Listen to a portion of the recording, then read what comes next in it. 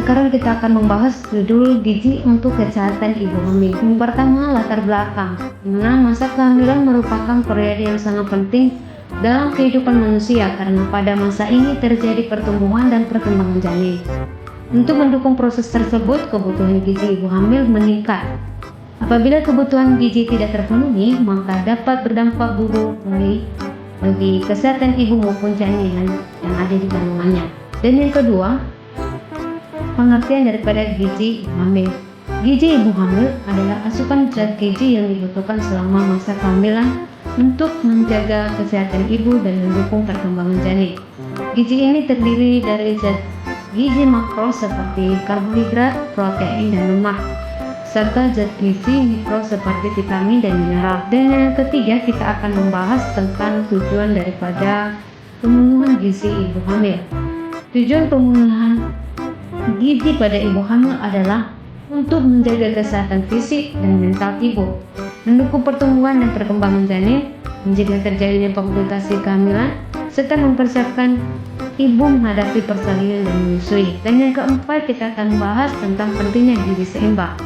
Gizi seimbang sangat penting karena dapat mendukung pertumbuhan dan perkembangan janin secara optimal, mencegah anemia, komplikasi kehamilan, menjaga daya tahan tubuh ibu, serta mengurangi risiko bayi lahir dengan berat badan rendah atau BBLR.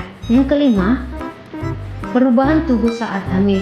Selama kehamilan, tubuh ibu mengalami berbagai perubahan seperti peningkatan berat badan, perubahan hormon, dan peningkatan volume darah. Perubahan ini menyebabkan kebutuhan energi dan zat gizi ibu hamil menjadi lebih tinggi dibandingkan sebelum hamil. Dan karena ini kita akan membahas kebutuhan energi ibu hamil. Kebutuhan energi ibu hamil berbeda pada setiap trimester. Pada trimester pertama dibutuhkan tambahan sekitar 180 kilokalori per hari. Sedangkan pada trimester kedua dan ketiga dibutuhkan tambahan sekitar 300 kilokalori per hari. Energi ini berasal dari karbohidrat, protein, dan lemak sehat. Dan yang ketujuh, kita akan membahas tentang zat gizi makro. Terdiri dari 3 bagian, yaitu karbohidrat. Karbohidrat merupakan sumber energi utama bagi ibu hamil. Contoh sumber karbohidrat ini adalah nasi, roti, kentang, dan ubi.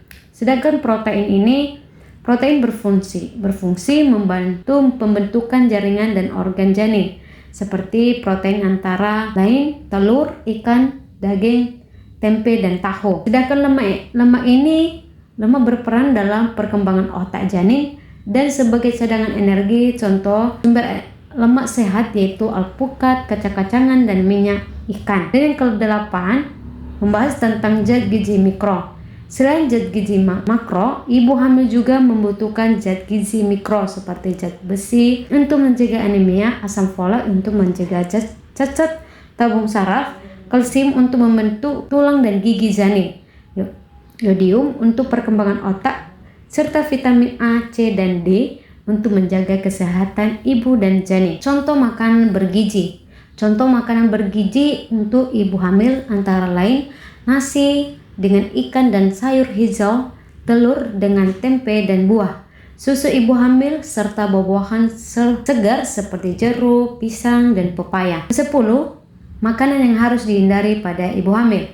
Ibu hamil sebaiknya menghindari alkohol, rokok, makanan mentah atau setengah matang, makanan tinggi gula dan lemak berlebihan, serta minuman berkafein secara berlebihan karena dapat membahayakan ibu dan janin. Ke-11, dampak kekurangan gizi, di mana ketika ibu kekurangan gizi, maka ibu hamil dapat menyebabkan anemia pada ibu, berat badan, bayi lahir rendah, risiko kelahiran prematur, serta gangguan tumbuh kembang janin. Di 12 ini kita akan membahas tentang peran keluarga, di mana peran keluarga ini memiliki peran penting dalam pemenuhan gizi ibu hamil, seperti memberikan dukungan emosional, menyediakan makanan bergizi, mengingatkan pemeriksaan kehamilan, serta menciptakan lingkungan yang sehat. Itu saya simpulkan, sebagai kesimpulannya adalah gizi seimbang sangat penting selama kehamilan.